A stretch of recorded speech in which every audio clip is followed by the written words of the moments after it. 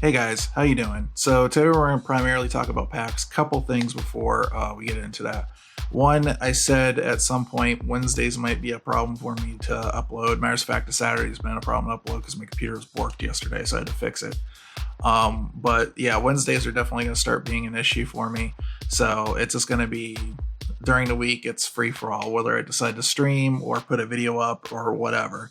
Weekends, I would still like to do the Saturday uploads when I can. And then on top of that, going into what we're talking about today, we're going to just do some kind of like video, showing some stuff that I saw at PAX, some photos and stuff like that I took. The vlog idea didn't come out the way I wanted it to. I did get a lot of footage. A lot of it is really borked and really bad. And the reason being is I recently switched my cell phone from the S7 that I knew very well. And so like the S7, I knew like, okay, this shot I can see I need to set the shutter to this ISO and get it all boom, boom, boom. With this, I haven't learned it yet. So a lot of the shots I just did on auto settings and they didn't turn out the way I wanted them to. There's like a lot of problems with like the shutter speed not matching up with lighting and causing like a flicker and stuff like that. But I did try to do the best I could with a new tool that I didn't quite understand yet. And I tried one thing I learned is I tried some 1080-60 to make the games look smooth and stuff.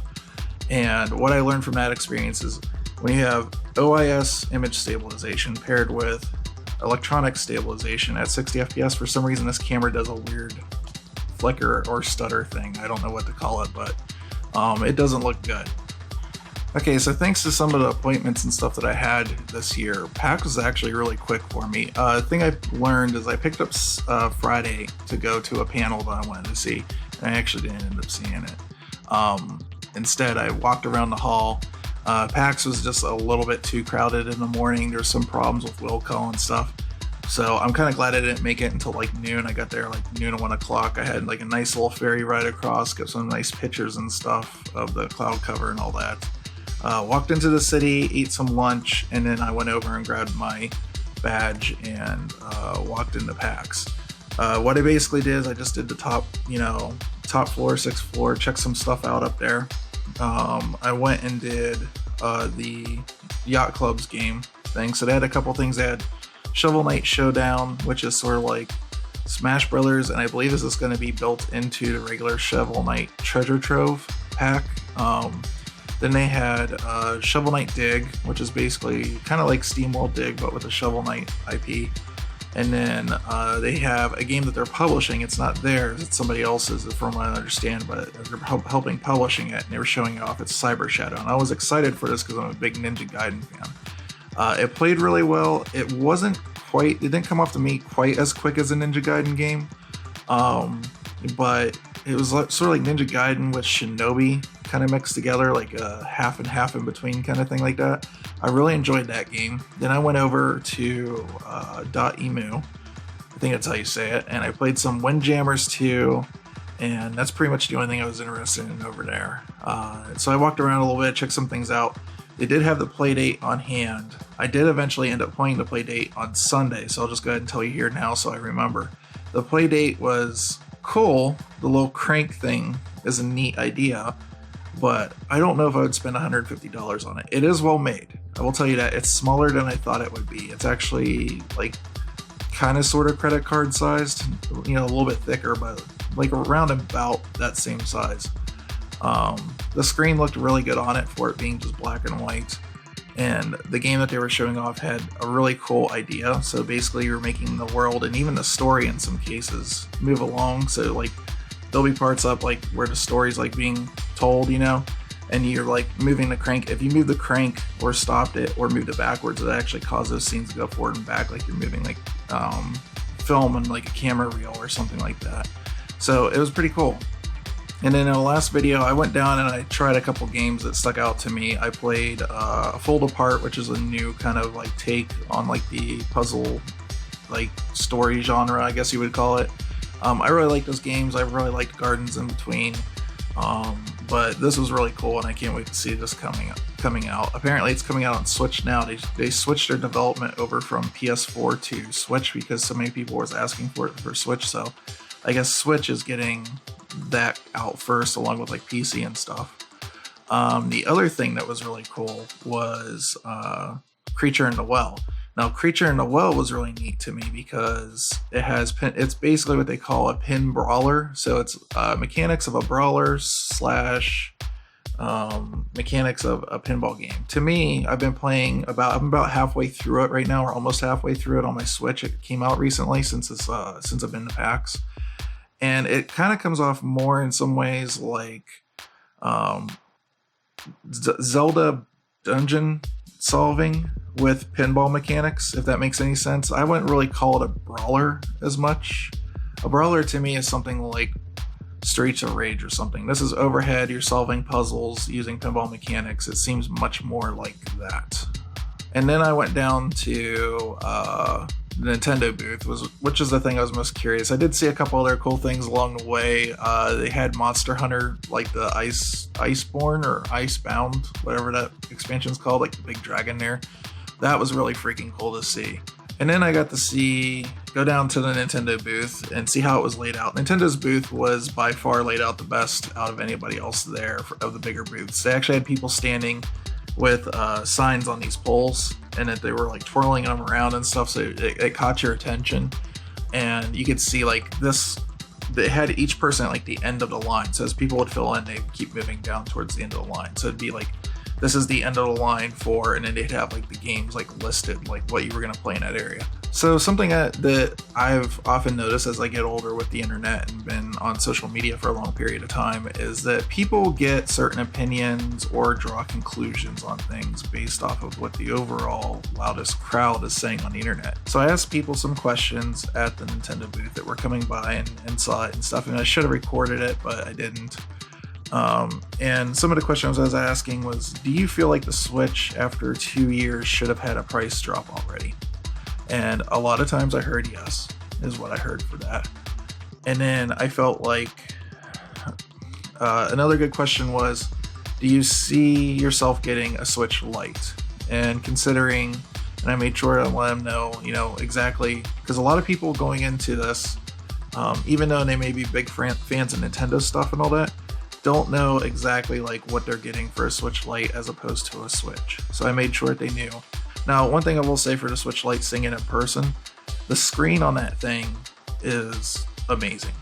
It, in my opinion, like the color accuracy and stuff on that screen looks better than the regular Switch, and especially when you got all this like white balance stuff going on with the Switch right now.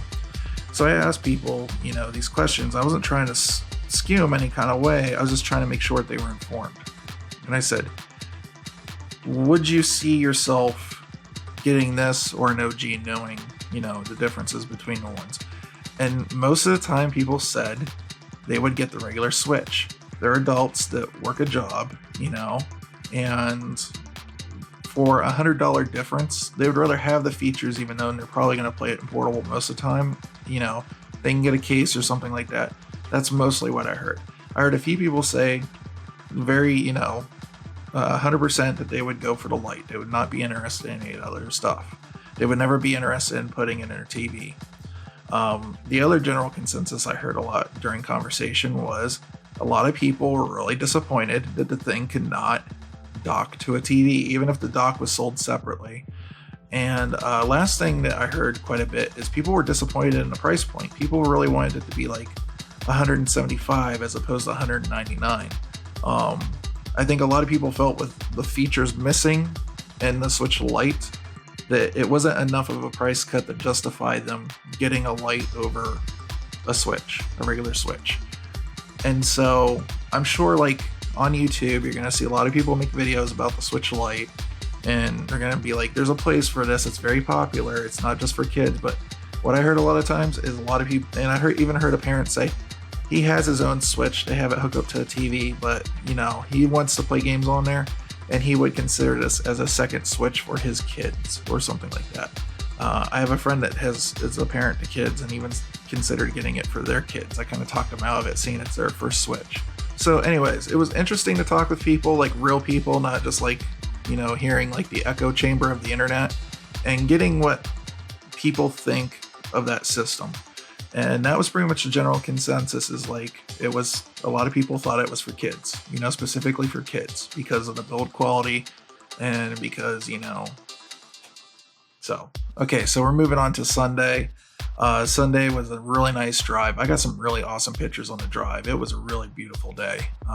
It takes me about an hour and a half to get to the ferry from where I live, and so I got some really cool sunrise pictures and just pictures of the light filtering through trees and stuff like that. So it was pretty cool. Got on the ferry, went over, and the Warp Pass worked out freaking awesome. In the annex building, they had some arcade games and stuff like that downstairs. I was playing some Congo Bongo, Asteroids. They had a Major Havoc machine down there. It was pretty awesome. It was a pretty cool experience. Then you went up a level. There was a couple console places there. There was a Guitar Hero, little lounge right out in front. They had some the mini consoles set up to play. They had some real consoles set up to play. They didn't look great because they were on HD TVs, but hey, they were there. There was a large library of games that you can go in and grab. And then in one room, they actually had land up 10 Xboxes with 10 Steel Battalion controllers for 10-player Steel Battalion. I went in there. I really wanted to play, but then it was getting closer to my appointment. And I didn't end up doing it this year, so hopefully they're back next year. There was a PC section in the floor above, and then that was the escalator to get into the main building. So went into the Nintendo booth, took some really cool pictures for Instagram, took some cool pictures just for myself of the little diorama for Link's Awakening. They do have a little diorama there that looked like the toy setup, like the game kind of looks like. Got to go in, finally played Link's Awakening. I was hoping to be able to record it, but the thing I learned this year is there's just not a lot of places besides the booth at Creature of Well where it actually had a table set up off to the side. There wasn't many places for me to put this little tripod and get recordings of it. So if I want to do it next year, I need to get an actual full-size tripod to put on the floor. So got to play a little bit of Link's Awakening. I really enjoyed it. One thing I have struggled with for years with video games, and it's gotten a little bit worse as I've gotten older, is I get motion sick. And it's one reason my computer monitors are so small. I keep them at 24 inches because I don't get it as bad sitting away from a 24-inch monitor. Link's Awakening, they had it on a 40-inch monitor, or a 40-inch television screen, angled up at me, and as I'm looking down at this thing, and that game's got that overhead perspective. As I'm moving around, I can feel myself doing this. And I almost fell on the floor 3 or 4 times trying to play that game. But the game itself looks fun. It was the E3 build, so it still had some of the frame rate issues and stuff. So it would, they're trying to get it to run at 60, but every once in a while it would double buffer down into 30. Not a big deal. The game was still really fun. I really enjoyed myself. Then went over and played Luigi's Mansion, and once again E3 build, so no shock there. But having played it, the weird thing is when you look at stuff like Link's Awakening looks really good in person or otherwise. Luigi's Mansion, you can tell when you're that close to a 4K screen, there's a little bit of a difference. So once again, I got a little motion sick. It's just the screens are just too big there. I'm a little bit too close to them. But I'm really looking forward to those two. Those are 2 games that are definitely on my list for this year. And then I went over into the other line. I got some cool stuff, by the way. I think I've got it here to share with you guys. With any packs, you get pins. And so we'll just focus in on this guy here. Oh no, I lost it. There we go. All right, let's see. Which way do I gotta go? Right there. So this Cyber Shadow pin I got for playing Cyber Shadow. And then Luigi's Mansion actually had 2 pins that they were giving out. So there was a little dog pin right there. And then there's Luigi himself, which is pretty cool. And then this is just one I got because I thought it was cool. There's a little Shantae enamel pin. And then for playing Link's Awakening, I actually got attached to my badge here. There's a little keychain thing that they gave away. And, oops, he's turning the opposite way. There's Little Toon Link, or Toy Link. I guess you could call him Toy Link, huh? So, he's pretty cool. I'm going to turn my light down a little bit and get a better shot of him.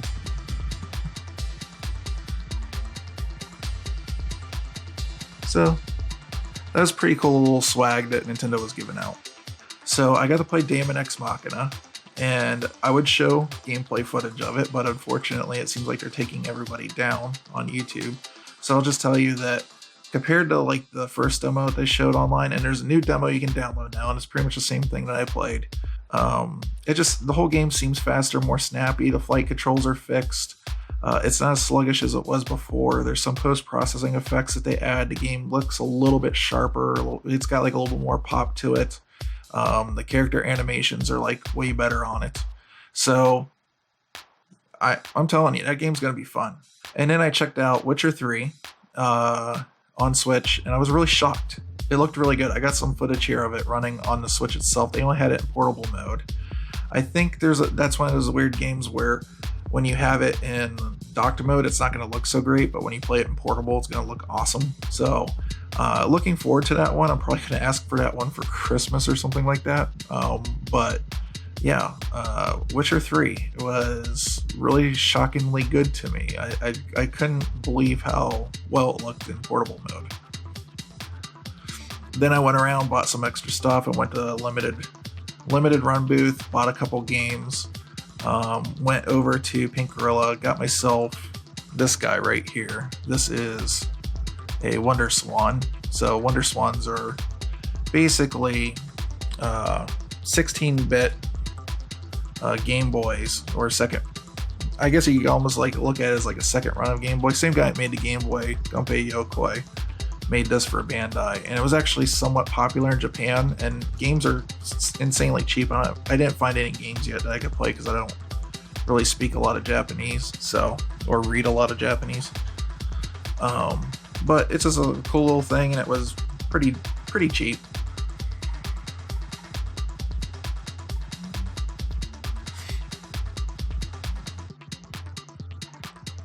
And then I went home. There's like some awesome like sunset and scenery going on, and that was pretty much it. That was PAX this year. It was really quick. I was gonna stick around for Giant Bomb this year, and then I learned like Jeff and those guys weren't there. They were just doing like a weird variety hour thing or something. So I had a lot of time. I was expecting to be at the Nintendo booth a lot longer, and I was out by like 1:30 at the Nintendo booth, just looking for stuff to do. And I really felt like I was just kind of like done at that point. Like when I got on the ferry to go back, I looked, and I actually showed a video of it on my Twitter. I'd done like 32,000 steps just in like I was maybe at a total there, or maybe like 11-12 hours total between the 2 days. I don't know. I think next year, if I don't have somebody to hang out with or something like that, I'm probably just gonna do a single day and just call it done. Alright, so that's it for my video about PAX. If you guys liked it, leave a thumbs up. If you didn't, leave a thumbs down. If you're new here, please subscribe. You guys are going to start seeing a lot more gameplay videos popping up from Twitch, just because I'm going to probably be doing a little bit more Twitch than I usually do. It's getting harder for me to focus on YouTube lately. I kind of bounce back and forth between the two just based off of what's going on in life, so that's pretty much how it works. If you'd like to get notifications on this channel when stuff goes live, dingle the bell down below, and I will see you guys in the next video. Be kind to each other, okay?